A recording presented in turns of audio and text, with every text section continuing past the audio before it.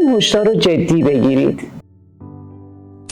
یه خانمی که میبینه داره سنش بالا میره و باردار نشده، خانمی که پریودها داره نامرتب میشه، فاصله های پریود طولانی میشه، بعد فاصله های پریود به هم نزدیک میشه، اینها همه علائم هشداره.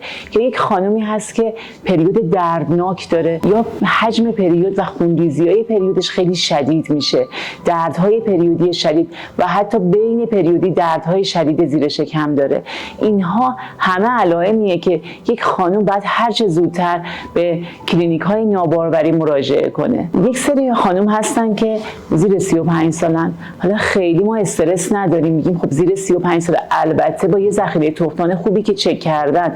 یه موقع یه خانم زیر 35 سال هست ذخیره تخمدان پایینه، هر چه زودتر باید مراجعه کنه.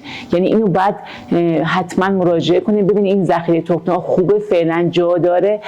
مثلا میگه من یه خانم 25 ساله است میگه من 6 ماه اقدام کردم، این برای ما خیلی اورژانس نیست، ولی یه خانم بالای 35 سال هر چه زودتر باید مراجعه کنه.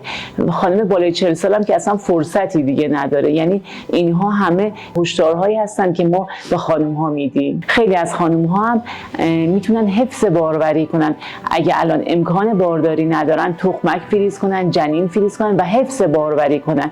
این بسیار نکته مهمیه دیگه. در سن 40 سالگی نمیشه به تخمک فریز کنی و جنین فریز کنی و حفظ باروری کنی. این کار باید در سنین زیر 35 سال انجام بشه.